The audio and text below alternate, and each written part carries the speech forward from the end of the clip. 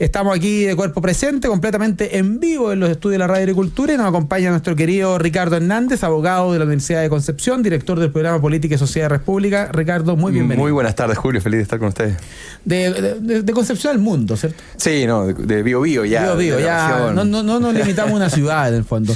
Y también nos acompaña Pedro San Martín Ahumada, psicólogo educacional de la Pontificia Universidad Católica de Chile, consultor educacional y autor del libro que tenemos acá en las manos. Lo ven en vivo nuestros auditores y telespectadores de YouTube.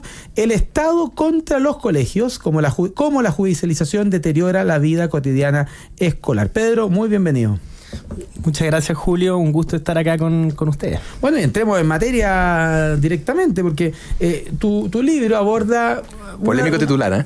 Polémico, el Estado contra los colegios. Ya podemos hablar algo más de eso, del rol del Estado en materia educativa. Pero para entrar al área chica, y vamos a ir quizás al revés, de lo pequeño a lo grande, entrar al área chica es... Tu libro aborda mucho el tema de la judicialización, y esto es un fenómeno que va en alza. Cada vez más tenemos más denuncias, más demandas, qué sé yo, más procedimientos administrativos, que termina, por un lado, sacando a los profesores, a los directivos de lo propiamente educativo, y terminan convertidos casi que ya en especialistas en sumarios, y al otro lado tensiona a las comunidades, porque a veces esto se va al tribunal, el tribunal manda al cabro de vuelta, y el cabro que fue expulsado y vuelve de vuelta, vuelve en gloria y majestad. ¿Cómo estás viendo tú esta realidad? ¿Cómo podrías explicar este fenómeno, Pedro Martín?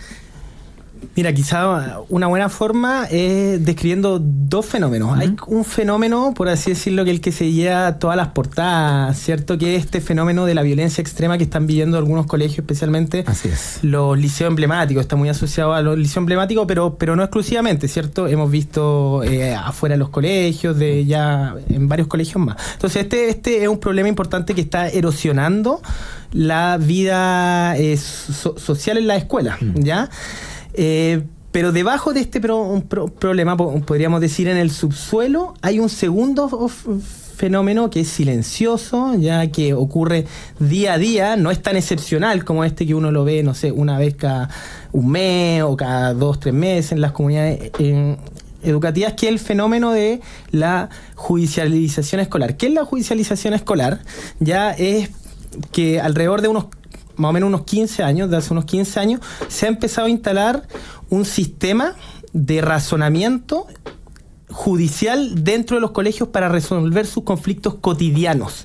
Claro. De lo más cotidiano que hay, desde las faltas al reglamento, yo insulté a un compañero, le falté el respeto al profesor, no puse atención en clase, hasta cosas más complejas. Entonces se instala una lógica de juicio, donde todos los problemas se intenta resolver como si fuese un juicio, ¿ya?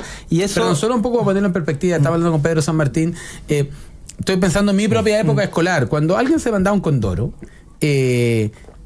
pasaba que llegaba el inspector de pasillo, te anotaba y te llegaba directamente la anotación negativa. No había una especie como de prueba, de contraprueba, de debido proceso, de testificar, sino que simplemente la profesora o el inspector te ponía una anotación negativa. Y si el caso era más grave, por lo menos del Instituto Nacional, llegaba como al inspector general. Y ya muy grave, el consejo escolar, que era el grupo de profesores, determinaba si tú ibas o no a, ¿cómo se dice?, la condicionalidad o la expulsión. Pero no había una lógica de legítima defensa, si es que tú tuviste una oportunidad procesal para hacer tus descargos, y por tanto, cuando tú hablas de esta judicialización, ¿te refieres también a este tipo de cosas de área chica, del día a día de la vida de un estudiante y su comunidad escolar? Exactamente, tal como tú lo describías, Eric. ¿Qué es lo que pasa? Que antes del año, particularmente el 2002, que es cuando nace la primera política de convivencia escolar, los colegios llevaban haciendo una reflexión porque efectivamente faltaban procedimientos claros que se hicieran cargo de muchas situaciones cotidianas y había una perspectiva un poco más autoritaria en la escuela. Esto no es ningún secreto. Sus padres se acordarán, ustedes se acordarán, y el Estado hizo una reflexión importante ya, y las comunidades educativas, y nació esta Política Nacional de Convivencia Escolar que, tal como tú dices, desarrolló un concepto de debido proceso para el mundo educativo. Claro. ¿Ya? Y para poder darle cabía cierto cosas como el acoso escolar, el maltrato, que era importante, o sea, es un tema importante, no hay que ir y deslegitimar eso en ningún caso. Sin embargo, por algunas razones de corte político, particularmente el 2006, cuando la expresidenta Michelle Bachelet responde a los pingüinos, responde entre otras cosas con que los tribunales de justicia y la Superintendencia de Educación, que la crea en ese minuto, van a tomar un rol fundamental, y ahí es donde los padres y apoderados van a poder exigir sus derechos, y desaparece, por así decirlo, la autoridad escolar como última instancia. Claro. ¿Ya? Y se borra toda esta discusión respecto del debido proceso en el mundo educacional, y se empieza a instalar un debido proceso desde una mirada procesal penal. ¿Ya? ¿Qué es lo que traía el debido proceso del mundo educacional? Traía que efectivamente había que escuchar a las partes, que las partes tenían que conocer el proceso de antemano, pero que el proceso iba a estar centrado particularmente en restablecer los vínculos, ya sea del profesor con el estudiante, entre estudiantes. Más similar a una mediación, quizás. Más similar a una mediación. Ese era el principio. Querían que se pusieran en la buena, que el cabro le pidiera disculpas al profesor, que el profesor siguiera haciendo su curso. Exactamente, y que precisamente hubiese un aprendizaje de eso, independiente que esto no significaba que no hubiese una sanción, ya, pero eso iba según el grado y de acuerdo, obviamente, a la edad y a principios educativos. Ya, luego empieza a instalarse, con este borrado de la discusión anterior, se empieza a instalar un concepto de debido proceso más procesal penal, y pasa exactamente lo que tú escribiste, Julio, que hoy día, en fondo, tú, para poner una falta al reglamento, una cuestión, digamos, cotidiana como la que tú mencionaste en un pasillo, claro, hay que hacer todo un procedimiento, en fondo, de establecer qué es lo que pasó, levantar evidencia, tú tienes derecho a, ya no basta en fondo con que alguien, incluso en los hechos, por así decirlo, in situ, ya te ponga una anotación, sino que tú tienes que pasar por todo un procedimiento que puede terminar después una apelación, y la apelación tiene ciertas características, entonces ya no es un proceso, por así decirlo, inmediato y pensado en el aprendizaje, sino en establecer una sanción, y a partir de la gravedad establecer otras medidas formativas, digamos, pero que son aledañas al procedimiento. Entonces se perdió toda la lógica educativa y nos fuimos para el otro extremo. Sí, ese es el tema. Ya estamos, como les mencionaba, en un mundo, cierto, que no había procesos, que todo era más engorroso, y nos pasamos al otro extremo, donde todo es proceso. Una pregunta, Ricardo Hernández, pero solo una cosa muy chiquitita para despejarlo. Y cada colegio podía tener un proceso distinto. Exactamente. O sea, en el fondo, cada comunidad educativa podía tener etapas distintas, fines distintos. En cambio, ahora entiendo que está más uniforme. Claro, exactamente. Eso es el segundo aspecto relevante de la judicialización, ¿cierto? Ya dijimos que se instaló una lógica judicial que, por así decirlo, desplazó la lógica educativa.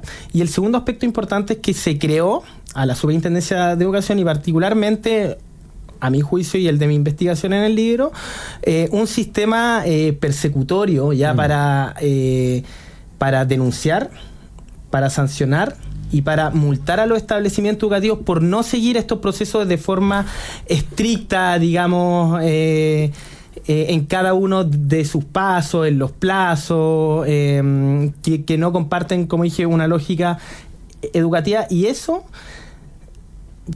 genera una cuestión muy extraña, que es que los vínculos al interior de la comunidad educativa se distorsionan, claro, por así decirlo, se erosiona, se van rasgando lentamente, porque todos quienes tenemos una noción, ¿cierto?, de un juicio penal, sabemos que un juicio, en esa lógica, no persigue el restablecimiento de los vínculos y obtener un aprendizaje ya para personas que se van socializando y van creciendo en la sociedad y teniendo tanto más derechos, teniendo derechos, pero también entendiendo cuáles son sus responsabilidades. Ricardo Hernández. Sí, yo tengo una consulta porque, dado que lo fundamental, en un principio, lo ideal, es que todos estos problemas de convivencia que se pueden dar, me imagino, entre problemas entre alumno y alumno, o entre alumno y profesor, que se han visto también algunos temas, quizás temas más graves cuando un adulto agrede a un menor, o entre apoderados, que también ha pasado que afuera de los establecimientos, incluso dentro del establecimiento, han habido temas de convivencia. Bueno, pero la idea era que esto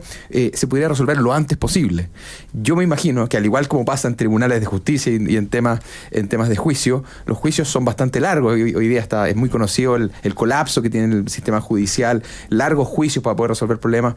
¿También pasa lo mismo con este fenómeno? O sea, es decir, los problemas que eran cotidianos de día, una pelea que va escalando y termina en esta lógica judicial, también tiene plazos mucho más exorbitados de lo que debería ser una solución rápida a un problema cotidiano para que la experiencia del aula continúe.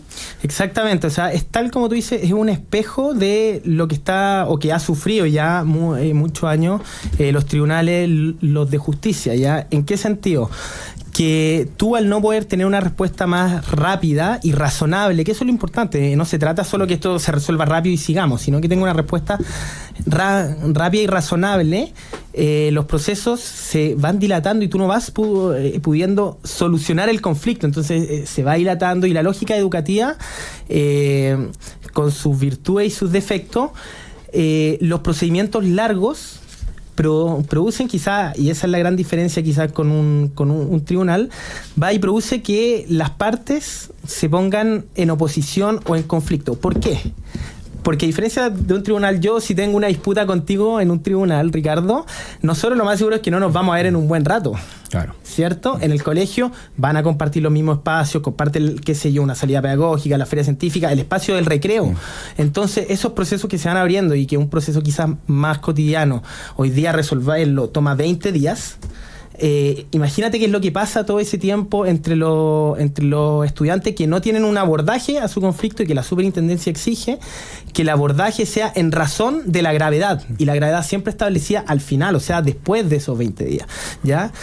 Bueno, y por otra parte, tú tienes precisamente estos eventos, ya que tú decías, por ejemplo, que entra un apoderado muy, muy agresivo al colegio, que hay una pelea grande, y digamos, esos hechos existen ya, y nadie los quiere invisibilizar en ningún caso, y tampoco quiere ir y dispensar de los protocolos, ¿ya? Pero precisamente los protocolos y todos estos procedimientos tienen que ser usados, a mi parecer, para las situaciones excepcionales y de gravedad. No puede ser que un alumno miró feo a otro o no lo dejó jugar y tengamos que iniciar procedimientos así de largo. Hay varias cosas que uno está conversando con Pedro San Martín, el autor del libro El Estado contra los colegios, cómo la judicialización deteriora la vida cotidiana escolar. ¿Y por qué quisimos tener esta conversación? Porque ya lo dijo Pedro hace un rato, en los colegios hay un fenómeno de violencia que viene a superar un poco la realidad de lo que estábamos acostumbrados en las comunidades educativas, y hemos vivido un proceso de judicialización que tú a veces le estableces a procesos internos de un colegio el estándar procesal de una pena que en el fondo es de cárcel, en el fondo. O sea, tú dices, oye, es que tú en este procedimiento que arriesgas una pena de cárcel tienes que cumplir A, B, C y D. Y si no cumple algo de eso, el proceso es nulo. Tal cual.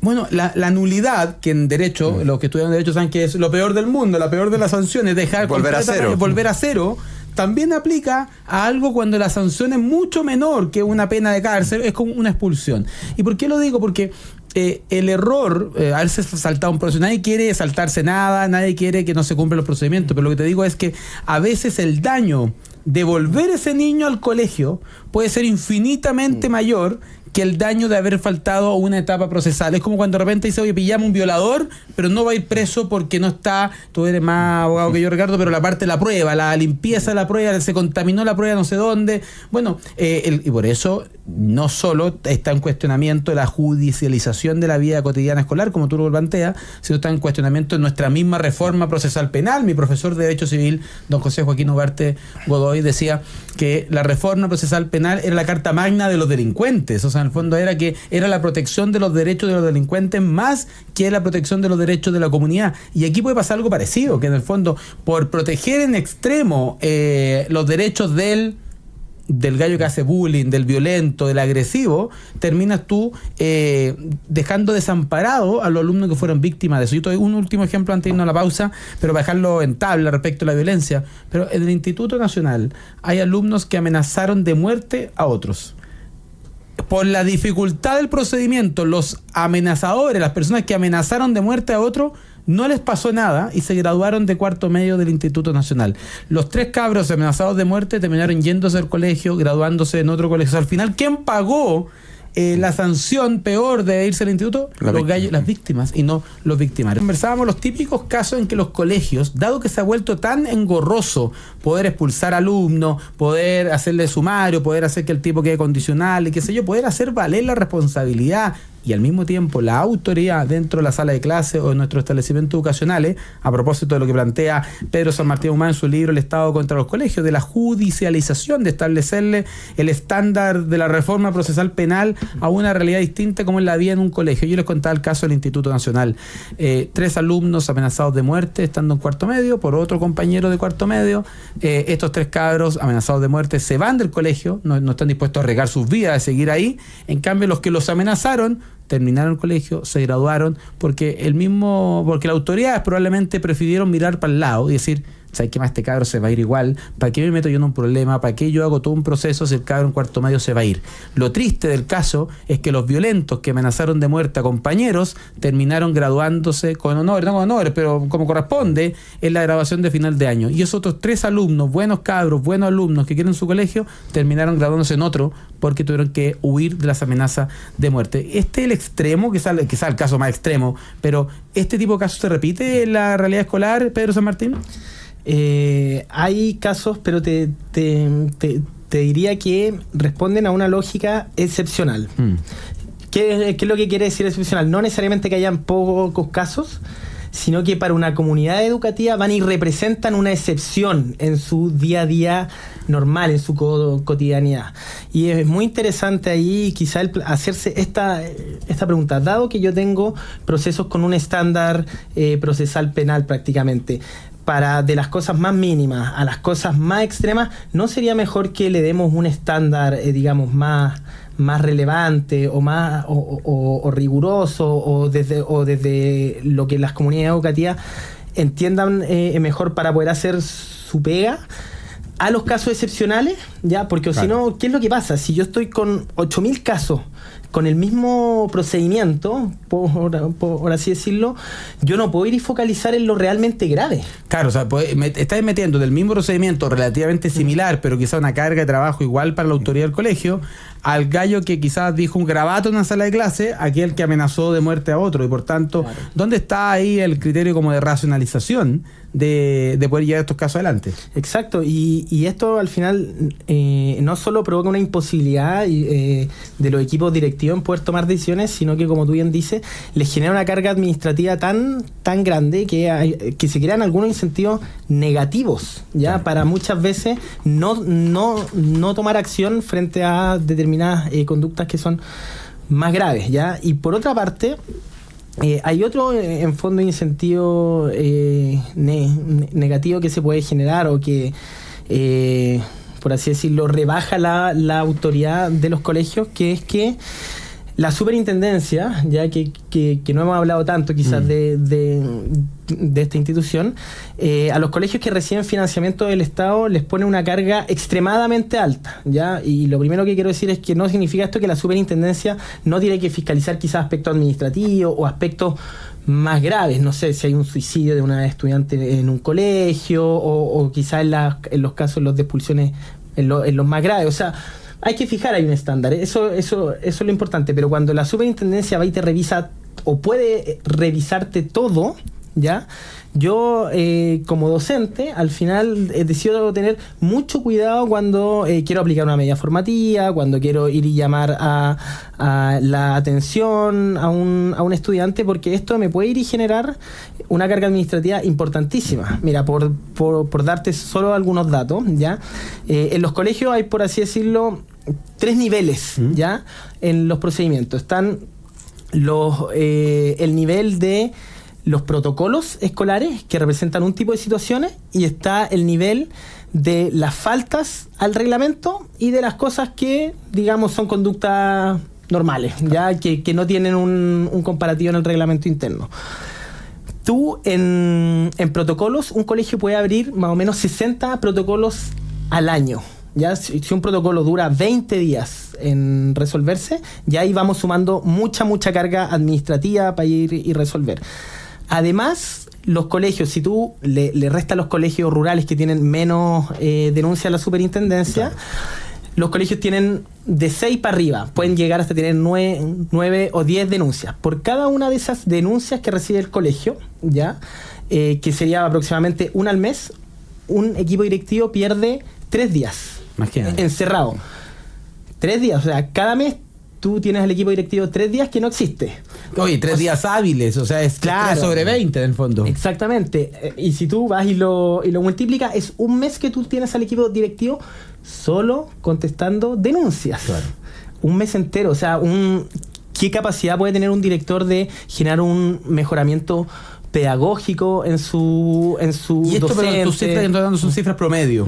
O sea, en un Claro. colegio con problemas de convivencia más severos, como hemos visto en los liceos emblemáticos, probablemente esa cifra de un mes y medio al año se tiene que acrecentar, porque además el periodo académico no son 12 meses, son 10. Y por tanto, y 30 días hábiles, un mes y medio. O sea, imagínate, un mes y medio sobre 10, tú tienes el 15% del tiempo de trabajo de un directivo destinado simplemente a resolver problemas de convivencia en un colegio normal, ni siquiera en un colegio que tenga un problema más severo. Ricardo Hernández. Efectivamente. O sea, yo veo aquí dos problemas muy, muy graves, que uno es la inhibición de incluso las propias víctimas, a veces profesores que son víctimas de agresión. Probablemente muchos han decidido no hacer denuncias, no levantar protocolos, porque saben que se les viene una carga para ellos, una carga de tiempo laboral que van a tener que destinar ahora a cumplir todos los protocolos.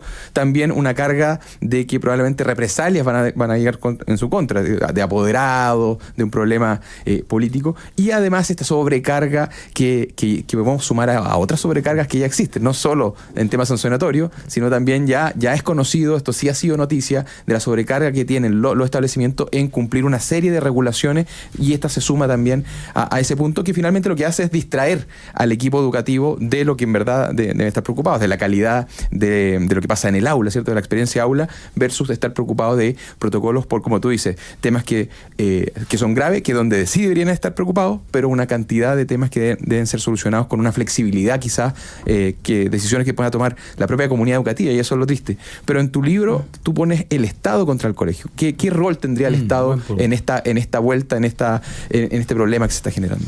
Ya, es súper interesante la respuesta respecto del título, ya, porque yo fui psicólogo muchos años en un colegio, ya, y trabajé en el equipo el de convivencia.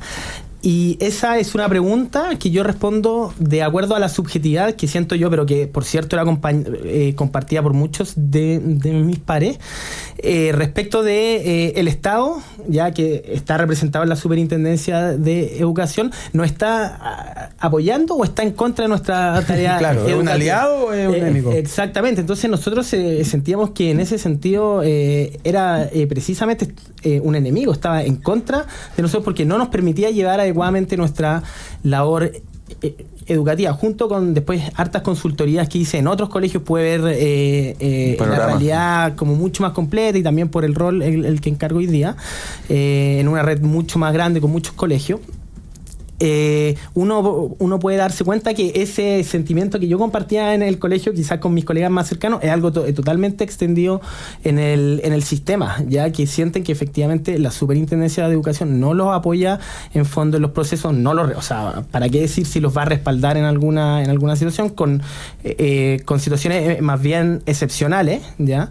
Entonces, claro, eso es algo que se responde, por así decirlo, inicialmente desde un sentimiento, ¿ya? Pero que tiene un desarrollo en el libro. Yo parto diciendo, este es un sentimiento que quiero racionalizar y ver si realmente la pregunta del Estado contra los colegios, después de hacer una buena investigación y revisar muchísimos antecedentes, es real o no, o es mi subjetividad nomás. Claro. Y bueno, hay 3 respuestas en el libro que no se las quiero anticipar, pero no queremos hacer spoiler. No queremos hacer spoiler, pero al final del libro sí hay una respuesta. Hay una respuesta clara y contundente. A ver, perdón, me estoy yendo a las últimas páginas. Voy a la 189, podemos decírselo a todos los que nos están escuchando.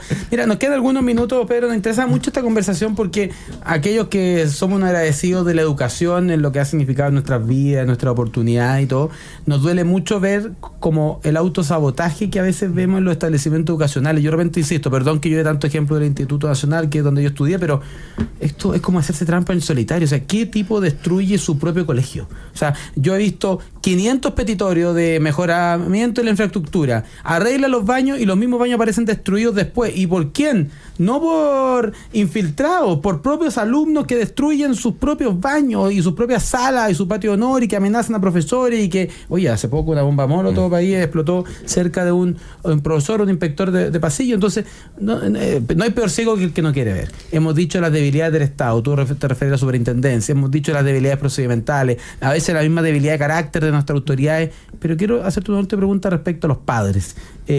Porque a veces aquí también los papás tienen mucha responsabilidad. Antes, cuando uno era chico, los papás le creían al profesor siempre. Si el profesor dijo que era A y el que está equivocado eres tú. Pero ahora es el extremo. Es como, oye, no, el profesor parte presumiendo que se quiere joder a tu hijo y que tu hijo tiene la razón en todo. Y por tanto, mucho de la judicialización también tiene que ver con papá, que si tú le expulsáis al cabro, es como sacarlo de lo peor del mundo y decir, nos vemos en tribunales, voy a contratar abogados. Y muchos colegios de nuevo se inhiben en ejercer esa función de autoridad que es tan relevante para recuperar el orden perdido. ¿Cuál crees tú que ha sido, por un lado, la responsabilidad de los papás y cuál es el rol que le corresponde para evitar esto? Hay un capítulo en el libro que se llama La Superintendencia de Educación, el camino de los apoderados a la meca de la justicia escolar. Claro, es como la posibilidad de ganar exactamente a 100. Yo creo firmemente en lo siguiente, ya, si bien esto está acompañado de un cambio cultural, cierto, en las expectativas de los papás respecto de la educación, se le ha dado un fortalecimiento institucional para validar esas expectativas que están equivocadas y están fundadas en que los derechos pueden coexistir sin responsabilidades, sin obligaciones, ¿ya? Entonces, cuando tú, por una parte, le das este sentido cultural y por otra parte le das una orgánica institucional, o sea, es realmente las consecuencias que hoy día podemos tener. Y en ese sentido también es bien curioso que quizás esta es la pregunta finalmente que nos tenemos que hacer a partir de la discusión que hemos tenido. Dado que el Estado se ha puesto todas estas reglas para, supone, mejorar la educación y garantizar climas saludables, más o menos desde el 2006, 2011 en adelante, ¿lo ha conseguido? Claro. O sea, ¿cuál es la evaluación de esto? Exactamente. O sea, yo creo que tenemos pocas dudas que hoy día tenemos mucho más violencia, que tenemos situaciones mucho más graves que antes, y por otra parte que las situaciones las de la cotidianidad escolar, tampoco el Estado ha podido dar el ancho en esa situación. Entonces uno mira la política pública y la mira más bien con desesperanza en ese sentido. Y bueno, un poco la idea del libro, también el capítulo final es ir y proponer ciertas cosas, no solo quedarse en el malestar, y dar un poco de esperanza y luces quizás de lo que se puede hacer. Así es. Bueno, cuando uno piensa en la crisis que está viviendo nuestro sistema educativo, se le ocurren muchas causas: la violencia, la politización, la ideologización, algunos, pero también pasa de cuestiones procedimentales, normativas, que siempre tienen consecuencias. Si la autoridad política hiciera una norma que no pensara que tuviera consecuencias, naturalmente no la haría. Lo que pasa es que hay que tener la capacidad y la autocrítica de evaluarla ex post y decir, oye, esta política pública que implementamos, ¿qué consecuencia trajo para nuestros colegios? Hay cosas que en el papel, en los papers, se ven muy bonito, el juicio, el procedimiento, diversas etapas, pero que como consecuencia tuvo que los directores de colegio perdieran 15% del año dedicado a este tipo de cosas, que la pérdida de autoridad, y que muchas veces los que están llamados a ser un ejemplo nos dan el peor de aquellos, mirar para el lado y no hacer justicia, porque la justicia es más engorrosa. Queremos agradecerle a Pedro San Martín por haber estado hoy día con nosotros, por haber escrito este libro. Puedo hacer, sí, un saludo final especialmente a la familia Hermosilla, a la comunidad del colegio Rafael Sangüesa. Ustedes pudieron ver en las noticias que